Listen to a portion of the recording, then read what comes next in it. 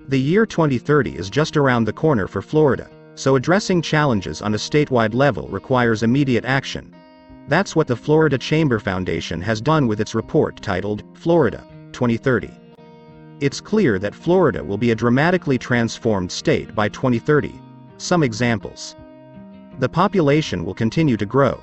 Florida will have about 5 million new residents. About 1 in 4 Floridians will be 65 or older.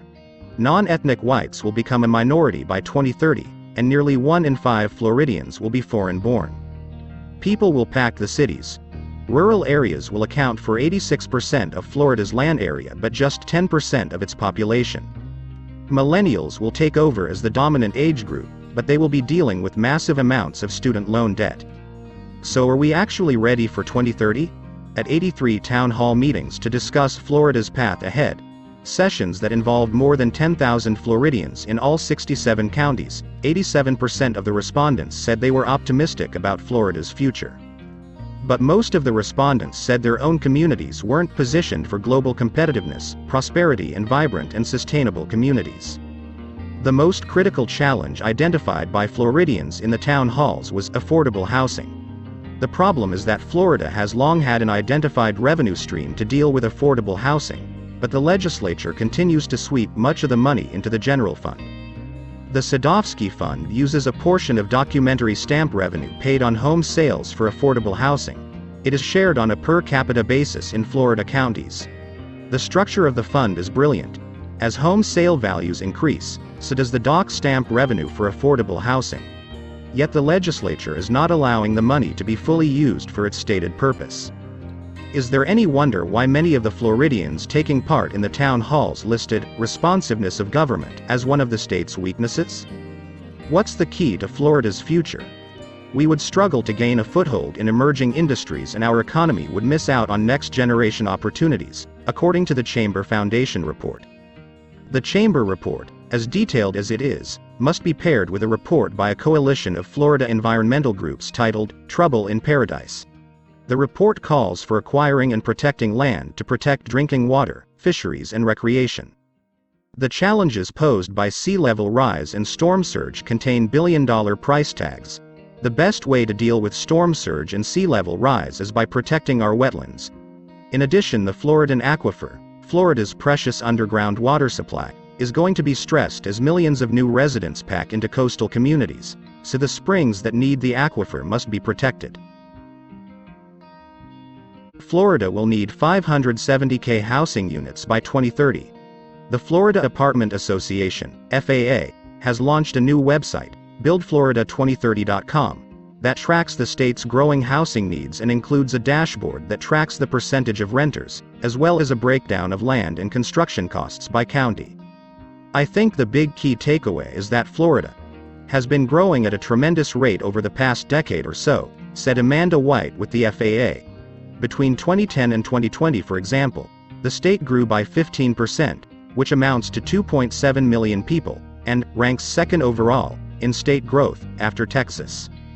According to the data, the Orlando-Kissimmee-Sanford metro area has a shortage of 10,000 apartment units. By 2030, Florida's population is projected to grow by 3.2 million, which means the state needs 570,000 housing units by then.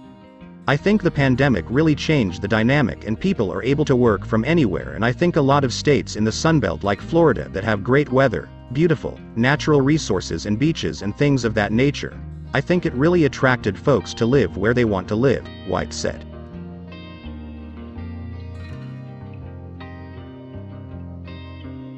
How is climate change affecting Florida?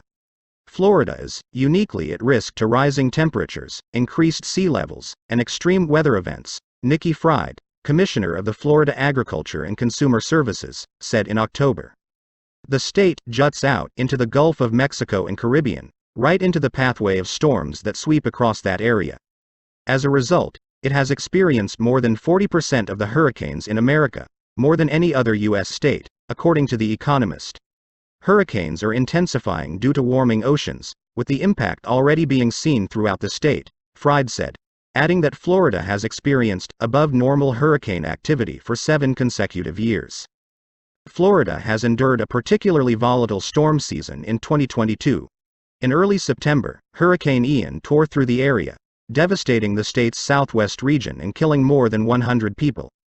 Ian was swiftly followed by Hurricane Nicole, the first November hurricane to land in 36 years. Are Florida residents having a streak of bad luck, or are they facing a climate crisis? What part of the Sunshine State is most at risk from rising sea levels? A task force of experts from the National Oceanic and Atmospheric Administration and NASA forecast that coastal flooding in Florida will increase rapidly over the next 30 years. By 2050, the sea level is predicted to rise by up to 18 inches. Cities like Port Canaveral, St. Petersburg, and Clearwater might see levels rise by up to a foot over the next 2 decades.